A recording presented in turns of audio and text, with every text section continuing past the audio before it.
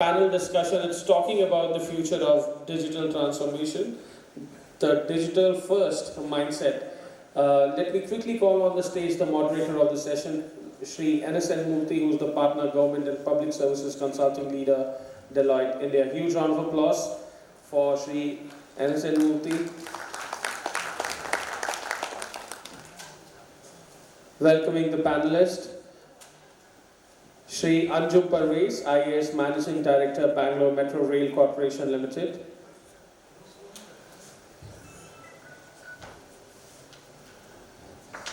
Dr. Lakshmanan S. He's also the IAS Secretary, Department of Industries and Commerce, and PE, Government of Assam. A huge round of applause for Dr. Lakshmanan.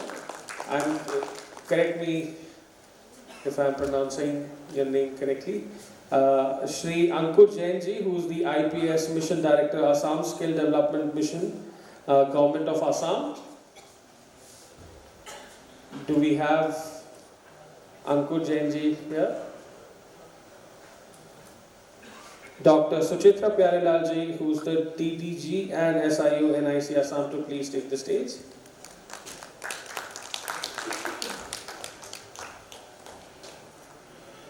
Mr. Sundar S, IFS Managing Director, Assam Electronics Development Corporation Limited, Government of Assam.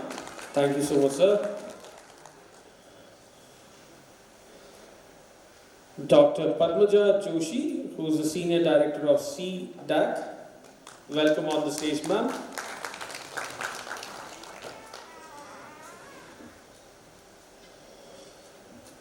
Ms. Mousumi Deka, who is the Chief General Manager of Oil India Limited. We had a hearty lunch. Can we have a huge round of applause? This is a stellar panel that we have gathered for you. A huge round of applause. Come on, everybody. Mr. Vikram Kumar, Head Cloud Business CtrlS, Datacentres. A huge round of applause for Mr. Vikram Kumar. I once again would like to call Dr. Lakshmanan S, IAS Secretary, Department of Industries, Commerce and PE, Government of Assam. Alright, so in a sense, it's time. I know this is such a wonderful panel, such a wonderful topic, but sir, we have a restriction on the time limit. We are cutting down the panel, so kindly, fit the panel in 15 minutes. Thank you, sir.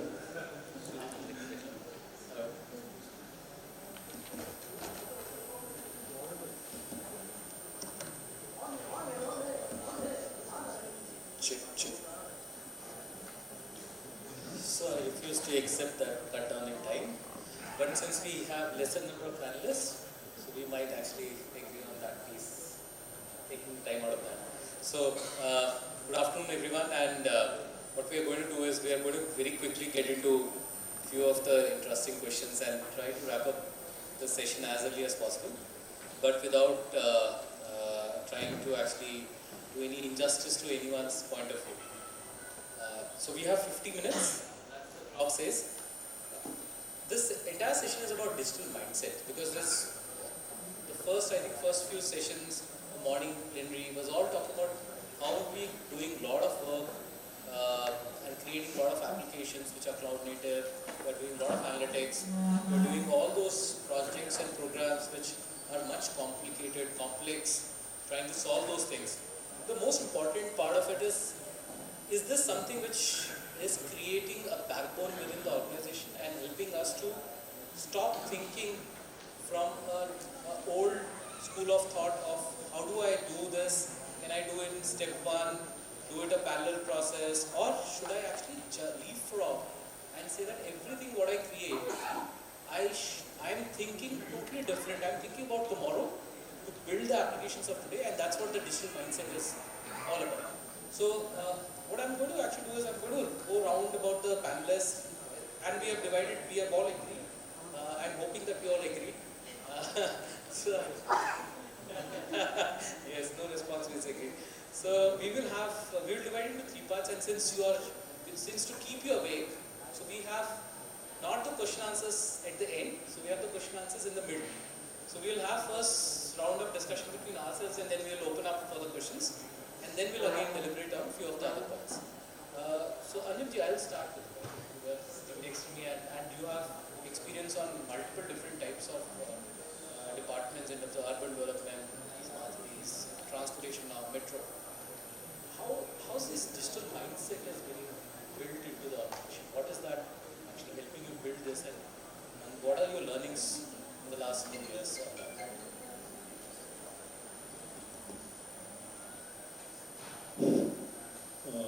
Thank you, Murty. This digital mindset is a very complex thing, as you know, because I still remember when I joined telecom department, the computer was introduced at that point of time, and one of the methods which was used to force us to use the keyboard of the computer was putting the computer games and just living in the library and giving the freedom that anybody can come and play the game. So it's basically about getting the people used to it. And we have come through a long journey like this. Journey is almost about, I started somewhere in 90s, it has started up almost 30 years, and quite good mindset has already emerged in our country.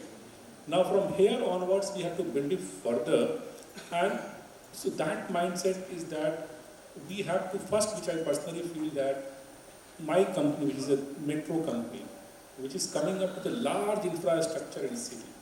So I am creating in my department that whatever infrastructure I am going to put, in what way my infrastructure can be useful for data transmission. That's actually very, very important, because that's one part of the digital transformation. So if you see in metro, like right now we are working on the 5G technology, how the peer of metros can be used as a point where the 5G cells can be put. And if we are able to do that thing, the entire Bangalore city will have a seamless connectivity of the 5G, which will be used by the multiple companies to transmit their data. And not only that, we are putting number of towers, all the tunnels, we are putting the optical fiber. So we want to be a partner in the complete digital transformation in terms of infrastructure which we are generating. So that is one point that we are doing. The second point is that we are open to the ideas from the people, because this mindset change of the government department, it happens also from how much of pressure that you are getting from public. So if you are open to listening to the public, through the public grievances redressal system, or through the newspaper, or through the other source of information which is coming, what is that people are looking for? So I'll just give you one example, that there was a demand in Bangalore to start a QR-based ticketing system in the metro. And today I'm very happy to announce to all of you that Bangalore Metro is the first metro where we have end-to-end QR code system for the ticketing. And it has become a big hit, and our people, there's so much under tremendous pressure. Every day we're being asked that what happened to the QR code, what happened to the QR code. So that kind of transparency you have to bring in the system to force our people to go for this kind of digital mindset. And the third thing is that you have to make your employee as a partner in giving the idea. So the moment a person realizes that, okay, I may be working as a train operator, but if I go to the managing director or a senior officer and give an idea, that idea can be converted into a reality, you have to set those kind of examples. So you have to be very, very open on that. And the last is that we have to monitor very keenly on that, how my projects are progressing and all those things. When you do a review and all those things, people automatically realize that the manual kind of working is not going to happen. Simple example, when we do the review of the project, now we have shifted to the complete digital review of the project. So we don't do the review on the paper only. And it was announced on one day that from next month onwards, no paper review will happen. Whatever you have to do, you have to feed the data in the platform, and from that platform, everything is generated. Like I can generate the entire network of the ongoing work by showing the component of different pillars, and it will show that which part of that pillar have been completed and not completed. So it's basically two things. You allow the citizens to come up with the ideas, allow your employee to come up with the idea, at the same time impose from the top that this is how it has to be done. So if you do all these things in the organization, mindset will follow. Thank you. So I think, Vikram, I'm coming straight to you. So I'm going to do a little bit of a change. So here is a client, potential client, who's actually very, very mature in the digital mindset. So what is that as a CtrlS you can do?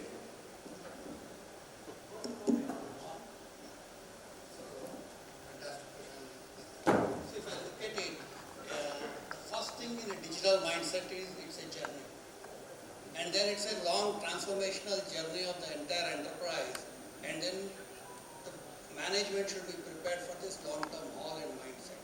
And as Sunil covered up just before this, and many people, the data center industry from which I come is a foundational or the building block for you to start off these digital initiatives. Within our organization, if I look at it, we have gone through this journey over the last 15 years of our existence in the data center space to bring in the best of the benefits to our customers, and that is one side, and also to take care of our internal employees. How do we deliver the best and make them assure that they are giving the right committed SLAs to our customers? So in this context, we have started our automation journey long ago, and in this automation journey, throughout the period of time, we have developed multiple products and innovative ways of building this. As Anjum sir rightly said, most of these innovative thoughts and ideas, or how we can do it, came from within the enterprise. Like we have a knowledge bank that we started as a portal, and we left it off to the 1500 of our employees that were there, for them to give us an ideas on how do we automate most of our processes that will both help them and at the same time help our customers. This sort of lot of information and data helped us actually transform and build certain products that today are giving us the edge in delivering to our customers the best of the SLAs. Primarily, we built it into a self-healing automation platforms, which we call today as a self-healing operations platform. And then most of the data that tools that we have developed don't require further programming. You can just pull it up and use it. So when we talk to our customers, we always go and tell them that automation is a journey. And when I go to the government or most of the people, many times people ask us, does automation lead to job losses? Primarily, no. If you look at World Economic Forum reports of 2020, they are clearly given with figures that automation actually may stop certain job roles but creates much more roles in the market. Today, even most of the industry is looking at the losses that are being published. Read the fine print. They say at the end of the financial year, our employee strength will remain the same. That means they are kicking out a lot of people but bringing in new technologies, new initiatives. So at any point of time, it is constant learning, unlearning and relearning is what every organization has to do, and this is what, when I go and talk to organizations when they are getting into this journey, is what I push them to. Thanks, Vikram. Dr. Suchitra, I'll come to you. NIC has been in the forefront of building assets, products, and so everyone who's there in this building will have a driving license or a registration done by it. How do you actually handling the digital mindset of your end clients? Because your end clients are the states or the ministries, and they are thinking a little ahead of time, trying to do. So how are you managing your assets development now? Good afternoon, and good afternoon to all the esteemed panelists and all gathered here, and thank you to GovConnect. The buzzword is connect. So I'll start with the connected world we are living in. So we are living in a world which is getting more and more connected. And so are our systems. They are also getting more and more interconnected. So I think the digital mindset or the design thinking which we need to have in these times is to do a lot of thinking. Thinking not just about yourself, which means your systems, but also of the systems of others. Let me put it this way. When you're thinking about designing your systems, you need to think of what you can give from your system, and at the same time, what you can take from other systems. Because now you are not alone in this. You are in a whole ecosystem of systems. So from the outset, if our thinking could be a give and take design principle, which brings down to the API which we have been talking about.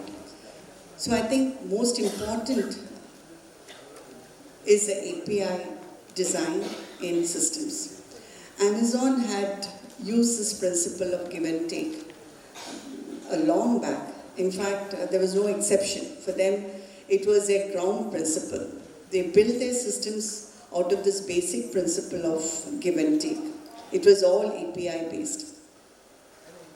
So I think the first thing in any system design is how you will, connect to your other systems. For example, coming to our own, closer home in NIC, especially in Assam, we have one of our flagship programs for the government is the land records system, the property registration and the Bhunaksha, which is. So all these systems have now been, approached by other systems for land. So land is something which now, when we designed at that point of time, which was long back, it was, it's almost 10, 15 years back, we never thought that, we would have to interact, although interoperability was there, but land as a core, which is now required by other systems like agriculture, by PDS, by even courts. So what we have done is we have made a land hub. We made a land hub and externalized it as exposing this to different systems around it. So I think the most important in designing is how you can give and take without building everything ab initio. The second, of course, if I have time, can I just... Okay, fine. Yeah. Ms. Deka, I'll come to you. And I think you are one of those panelists here who's not a business to consumer, but yours is a business to business. So it's going to be quite a different kind of environment and setup. So how are you actually handling the digital mindset, which is... Thank you. As I've rightly said, I'm a little bit different organization here. Speaking about my organization, I'm from Oil India Limited. It is the second largest national E&P company of India. Its origin is from Northeast only. So, what is my activity in the E&P business? We have to discover the hydrocarbon. Then we do the drilling operation to find the hydrocarbon from the subsurface and then produce and transportation. These are the business. But while carrying out the discovery of hydrocarbon, we need to carry out a lot of ZNG activities. We do seismic data acquisition, processing and interpretation. But for processing and interpretation, it needs a lot of complex calculations, geoscientific calculations. So because of that, the digital technology evolved in that area. And the mindset, if you say, that is grown because of the necessity. So the digital technology we adopted in 1977 in the form of seismic data interpretation. We implemented in the year 1977, and after that, a lot of digital technology has been incorporated in the organization. Just to give you a brief about our activity, we do carry out the hydrocarbon finding through GNG activity, then we do the drilling activity, then we produce the hydrocarbon and transportation to the refineries. These are the major core activity, and to support these core activities, we are having the non-core activities like HR, finance, materials, then engineering services. So it is an integrated organization. So to suffice the need of various activities in various time span, we incorporate various digital technology. That is the need basis. The mindset has been groomed according to that. So, for example, we have our own seismic data interpretation system, processing system, virtual reality system. Then for the management information system, we have that ERP. Then for pipeline as well as for production, we have the SCADA system, that is the OT system. Now we are talking about the IT-OT integration. And we are pan-India presence, and we are also having offices in far-flung areas of Arunachal Pradesh as well as Tenot in Rajasthan. So we are having our own communication system, LAN, MPLS, network, WAN, then reset as well as radio technology. And And recently we have gone with the O365 solution, Microsoft. Then e-office, morning we have talked about the NIC e-office. So we are in the paperless business, so we are not using papers right now. Then another thing is that we are going ahead with the document management system because we are a legacy-based company. Lot of files are there. We have digitized and put it in our document management system. So the mindset is already there.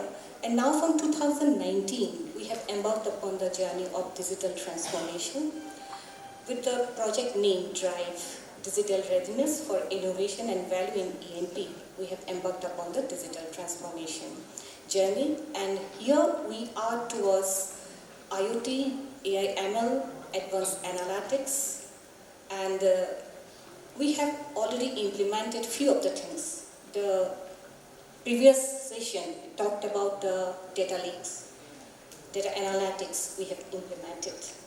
So that is a very successful project in the name of Darpan, digitally augmented reflection of performance and analytical narratives. We have created a data lake in Microsoft Azure. With Power BI, we have given the dashboard to the various levels of users depending on the roles and authorizations, because in our organization decision making in a collaborative way is very much important. We are having a lot of department, way to drill a well, in case any problem comes, how to tackle that thing, so we have to take it in a collaborative decision. So that is a very good tool, and it is a single version of truth that the people are using. So another important thing we have implemented is the invoice to pay automation.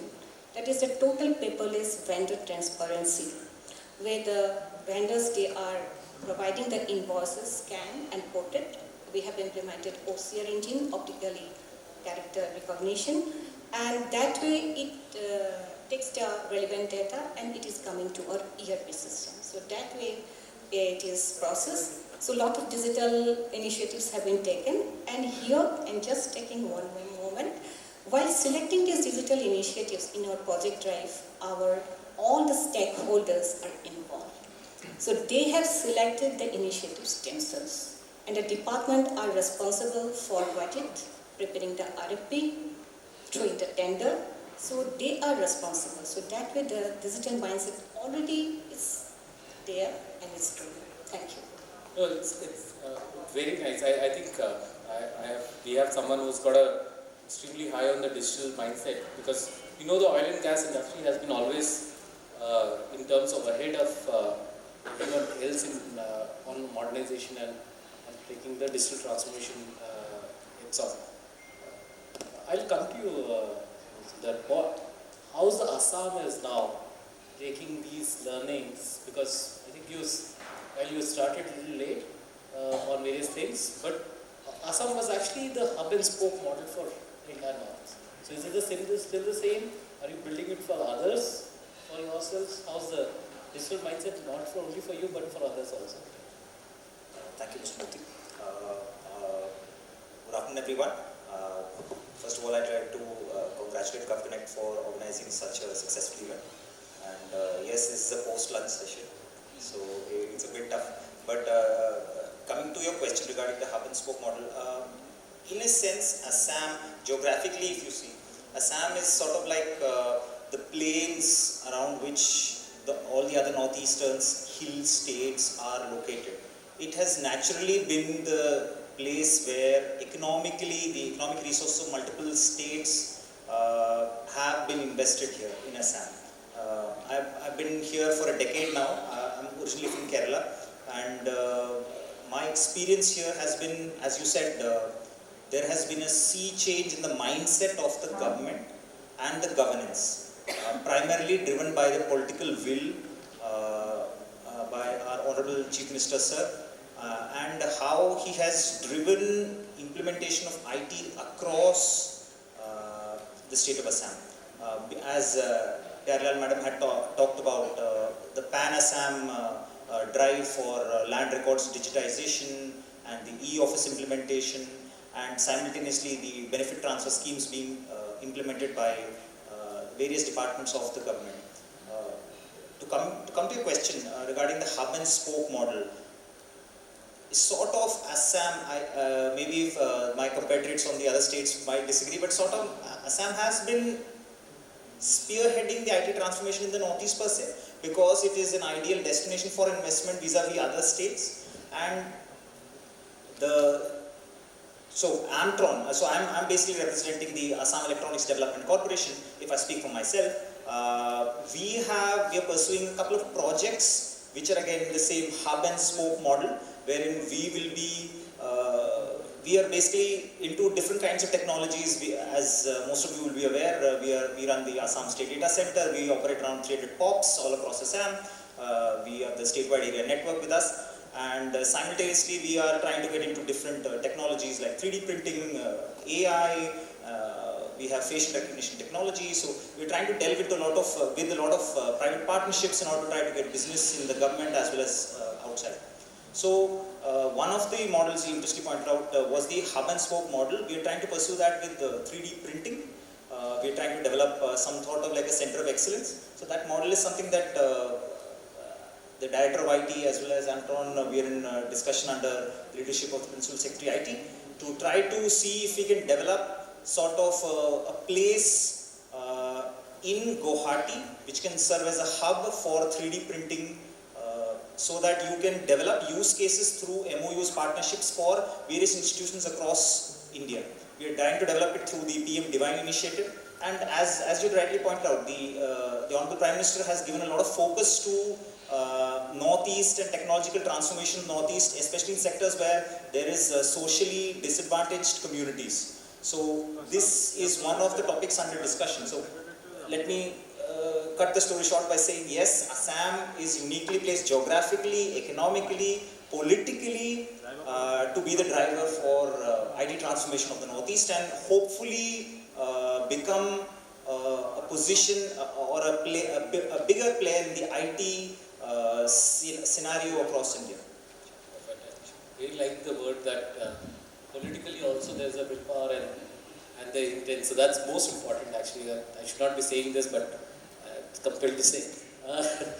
Dr. Padmaja, CDAC has actually developed at forefront of developing application assets from our old ages of municipal ERP. So you are the first one who actually rolled out most of the municipal corporation ERPs long back. Yeah. And then others came in.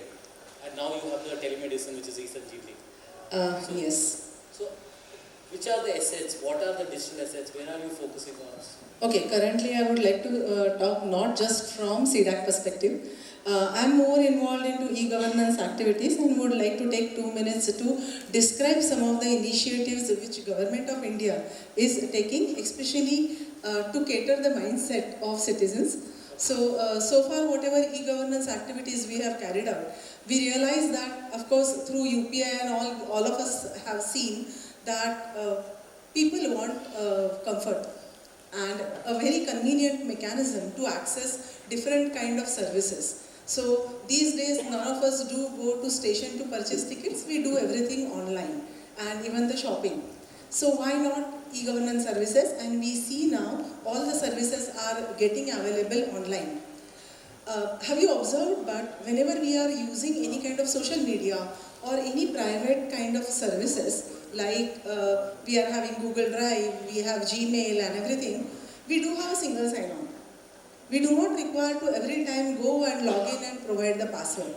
Whereas whenever we are accessing any kind of a government service, we require to remember so many credentials. And every time remembering the login and password is obviously not a convenient mechanism for citizens. And government has taken initiative in building a single sign-on, especially for all the government services, of course not restricted only to the government services. So I don't know how many of you are aware, so I would like to reiterate over here. In Digital India Week, recently when it had happened in Gandhinagar, our Honorable Prime Minister had launched one service which is called as Meri Pehchan, and which is a single sign-on for all government services. And ePraman, NIS's Jana Parichay, and NEGD who has built DigiLocker, these are the 3 single sign-ons which are communicating with each other and trying to build out all the services, let it be state services, let it be central services, all of them under single umbrella so that citizens can access it using a single credential. Of course, the aim is not to just provide a convenience to citizens. It is essential that we ensure the safety or security also while providing the services. I would like to mention one more initiative of Government of India, which is M-Seva App Store. All of us are aware that we all use Google Play Store. Or if we are having iPhone, we go on to Apple Play Store as such. But China has their own App Store. Many of the countries are coming up with their app stores so that it can cater to the laws and rules of our own country. Secondly, the digital transformation, if you have seen, has happened very fast. So if we look at our parents' age or even for our age sometimes, it becomes very difficult to manage these kind of things and assure that whatever is coming is actually secure. So many of the times whenever we download apps, we don't know what kind of impact they are going to have on our mobile handsets. So as a citizen of India, I would like to have something where I can trust that if I download from this particular location, I know it is not going to hamper my mobile, not my data, and it's a safe kind of a mechanism. That's what Government of India envisaged, and we have built M-Seva App Store. So actually I'm going to even make a request through this platform that India has developed its indigenous App Store, which is equivalent to that of Play Store, providing the developers of India completely free hosting. But whenever we are hosting these kind of apps on this App Store, it goes through rigorous process of security assessment. Normally whenever we are hosting any web applications, we do VAPT. But whenever we are hosting the mobile applications, hardly any security check is being done. Many times applications that we download have a root access allowed. And we don't know what root access is. So we allow it to download and it hampers our data. So this App Store goes through VAPT of mobile apps as well. And the apps are hosted on this particular App Store. So I'm going to request you that this is India's own App Store. Please do visit M-Seva App Store and host your mobile applications along with Google Play Store. But since it is free, it is more useful. And last, one more project I would just like to mention, just few seconds. Very recently, even we have taken the emerging technologies blockchain to provide another convenience to the citizens of India, which is e-voting. Without going to a polling booth, you can do voting using your smartphones. And it uses multiple emerging technologies like AI and blockchain. So currently it was done the testing in Telangana. It had been successfully run in the municipal corporation elections, and we are hoping that it will be catching up soon in India. Not, I don't know about 2024, but yes, of course, after that, or at least for some of the elections. So, Digital Mindset and CDAC is working on these projects. This is completely mind-blowing actually. So, Sajeev, I think after that you'll say, after this session also you'll say that you have learned a lot, different stuff. So I am going to open the panel for questions. Anyone wants to ask a question? Else I'll go back to the panel again. No questions. Okay. So now we are changing a little bit of a structure. So only 60 seconds. So Vikram, I will start from you. Stumbling block for digital mindset. Couple of words only. 60 seconds.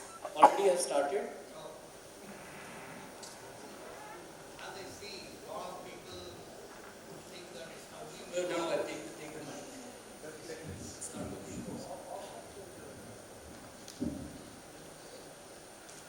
See, many a times people think the stumbling blocks or technology or budgets and all that. But honestly speaking, in a long-term journey, when you see the benefits it gives over a period of time, they are very few. The mindset has to change. Yes, the mindsets are changing, and you have seen the transformation that has happened in India is a clear mindset, and the way we are developing is also another benchmark for that. And then on coming on to the point, the other biggest thing that we need is the training. Like Madam was talking about security, I always tell many a times to the people, the organizations and the government will do a lot of things to secure. But what are the users trying to do? Users are setting up signboards to reach to the point. The directional signboards are put up by the users. The more complicated we do on the single sign-ons and all, they are just saving it in the browsers. And the next biggest thing that I see is the social media. Primarily, people don't know what data is important and what data is not. And this will really going to impact entire digital journey of the country. Look back at 60 seconds, Vikram. 1 minute, 20 seconds, one important point I want to make. Most of you remember the secret questions to our password, to retrieve our password. Now open back your social media accounts, just give it to the person sitting next to you. You will have answers for all your retrieval questions.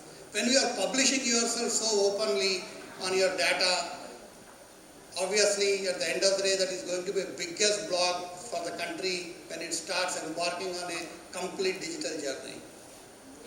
Sundar, I'm coming to you. Stumbling block. Hello. So I'll just cut to the Chintan Shibir which the Honorable Chief Minister had conducted for the bureaucracy. The Assam government, senior bureaucrats were there, representative from the districts as well, all the public cutting edge functionaries in the government. And the main point that was discussed was how to come out of your silos. Silos in terms of the way in which you work in your department, in your particular environment.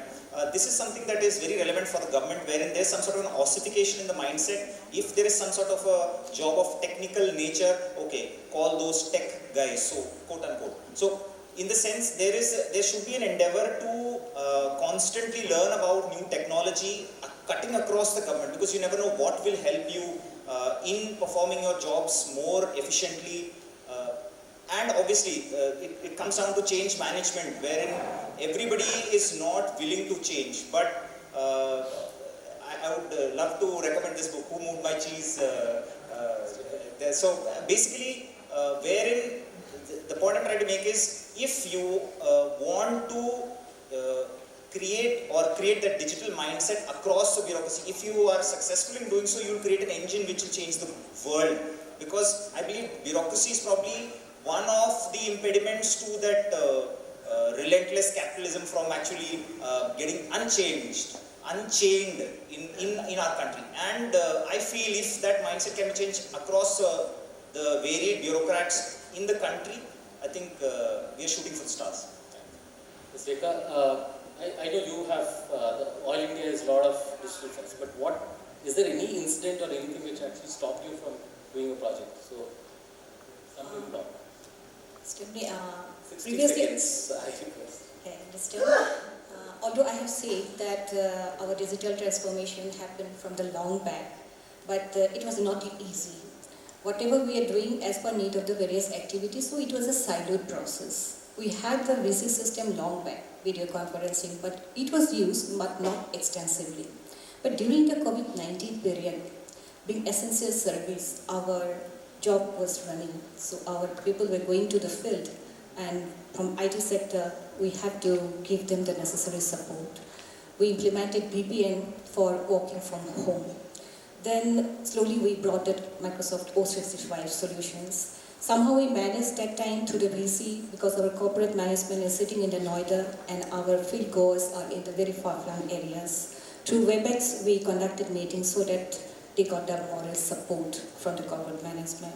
But after that, we have seen that VC system is being extensively used because MS Office is having that inbuilt Microsoft team. Now people are using because previously they call IT guys, please come and do the connection. But now we don't know who are doing what. So that way, it is accelerated in our organization. Excellent. Thank you. I will come to you. So, I think you have seen multiple programs and projects. What's the biggest stumbling block in digital mindset? I know people have spoken about silos, security, capacity building. You need to talk about something else. Something else. So no, I'll just give you a very classic example. Like my organization, we have we are procuring like all the new coaches which are coming or all the new metro trains which are coming. They are having the capability to have a driverless movement. Now, the biggest stumbling block which is stopping me from starting that thing. So that is coming from my own employees. Okay, so if you start driverless coaches, what will happen to us? Where we are going? So this is one kind of a stumbling block I am only telling. I'll give you some 3-4 examples which you can understand. Second thing is that the biggest challenge as a government servant which we face is that we have to follow a procurement procedure. So I like some product X, which I personally feel that it's very good for my organization, but I cannot buy it. I have to float a tender. And when I'm floating a tender, then I have to go on a concept of L1.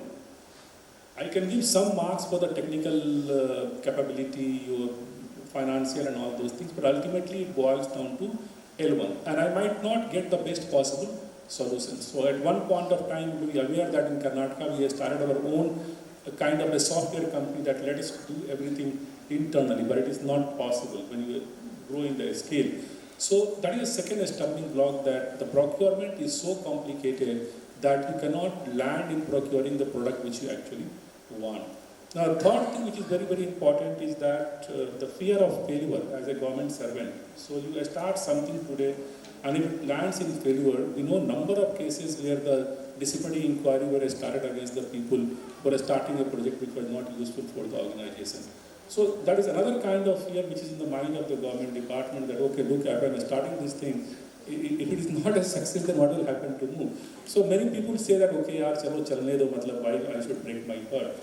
Now, another very important thing from as a common citizen, I'm telling that in our country, the kind of digital transformation which is happening, which we saw from the other presentations, the kind of data center that is requirement. But one thing in which we are very, very poor is the cyber crime tracking.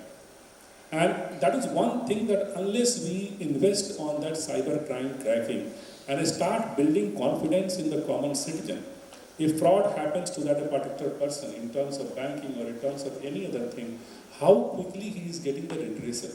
And if that redressal is not happening very quickly, then people will lose confidence in your, say, banking. But today my father is not ready to go for the banking. He says that, no, somebody will hack my account, what will happen to me? So we have to do a lot of things in building the confidence of the people that if you're moving to the digital platform, we are there to protect you. You are not losing. So these are the things which stop people.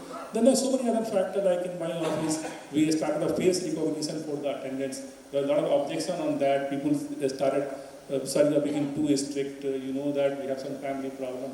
So you have to give a kind of leverage to that. Okay, fine, in a month you can come 5 days late, but on average you have to come 25 days. So these kind of like things which we have to do. But major stumbling block, we have already crossed it. So as of now, if you see, there is no dearth of money, there is no dearth of solutions. Imagination is the only limit. Like, so today that you imagine something, I just need to again come back to QR code. So we started a single user QR code. Now somebody suggested, sir, I have a family of 5 people, I'm traveling, 5 times I have to select and 5 times I have to generate the QR code. Do something. I told my people, kuch karo yaar. Unhone bola, sir, it is very easy, sir. We'll say that in one transaction you can generate a QR code which will be used 5 times.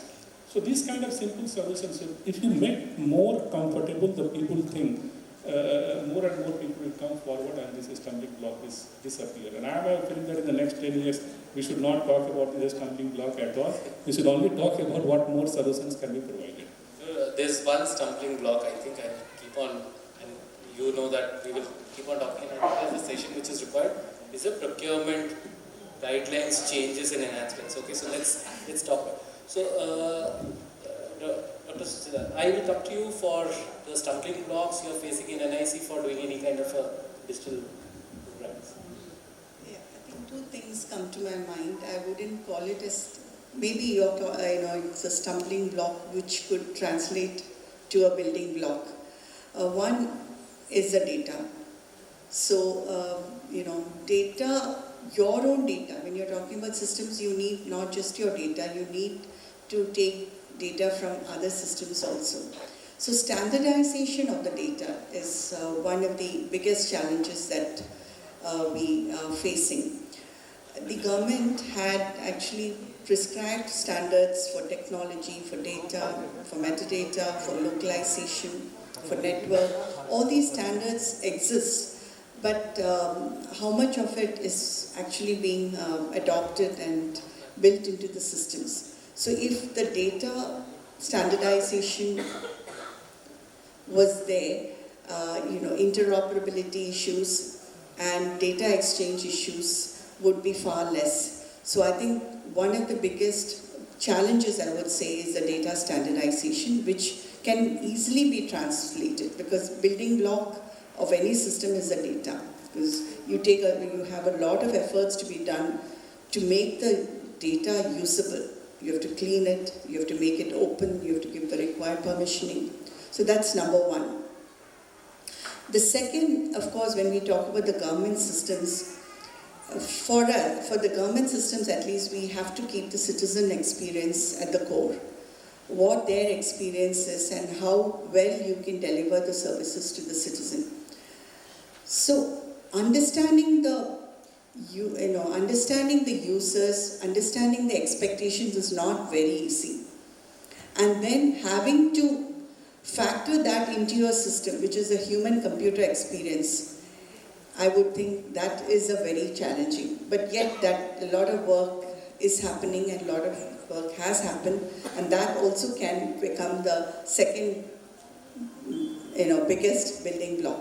So two stumbling blocks, to be precise, is one is the data standardization, and second is how well you can capture the needs of the users, the citizens basically. So data is actually in itself is a big subject. Dr. Padmaja, your point of view, and probably when you talk about this, you're talking about from a government of India standpoint, right? Yeah, both. So rather than calling it as a stumbling block, I will try to put it as a challenge. Okay, what I talked earlier about security, and as Sir was also mentioning, security and at the same time bringing in comfort. So whenever we are trying to develop any kind of a software, we are trying to have that the user should be very comfortable. At the same time, the user should be secure. So in a way, we are building a lot of data. And so for example, if I am doing single sign-on, I will, instead of having single factor, we will go for multiple factors to ensure that particular user is properly authenticated, which is in a way making the life of citizen complicated. So coming up to a golden mean with the help of technology so that the life can be simplified and still the security can be achieved. I think as engineers or as a designer of these kind of applications, that is a more challenging part. Though we are saying that, okay, now we are having a lot of analytical tools with us. We do have AI as a technology, blockchain as a technology, and we are talking about the cloud. But in the morning sessions and also in the afternoon session, we have seen that if the data keeps on growing like this, I don't know how we are going to handle the data. So from today itself, we will have to design systems in such a way that optimal data needs to be stored, and at the same time, whenever we are talking about security, it is required as a part of awareness building also, through every application, keep citizen involved in that application, which means that whatever I am going to do about the data of that citizen, he or she should be informed about it.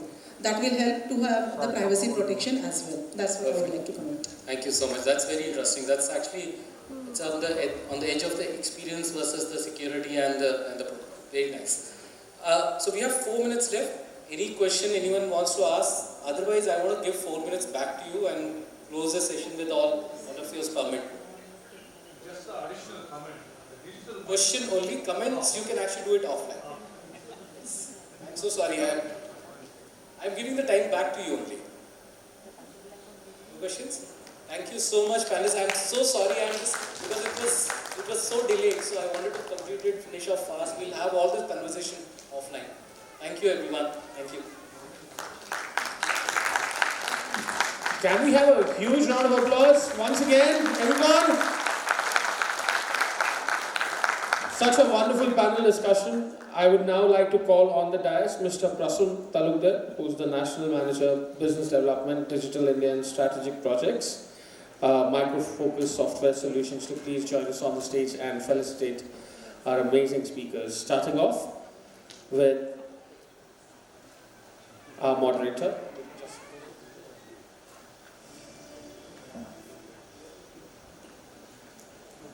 Mr. N.S.N. Murty, Partner Government and Public Service Consulting Leader, Deloitte India.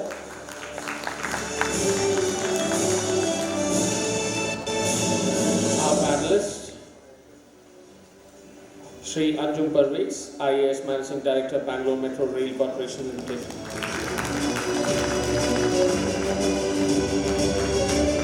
Dr. Suchitra Pyarelal, DDG and SIO NIC Assam. Can we have a louder round of applause? I know post-lunch session we are all a little lazy, but if we clap, we'll get back into the energy zone. Shri Sundar S, IFS Managing Director, Assam Electronics Development Corporation Limited, Government of Assam. A huge round of applause. Dr. Padmaja Joshi, Senior Director, CDAC.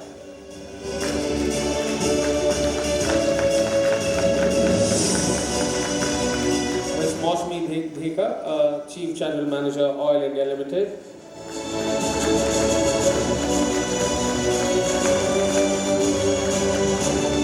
Shri Vikram Kumar, Head Cloud Business CtrlS Datacentres.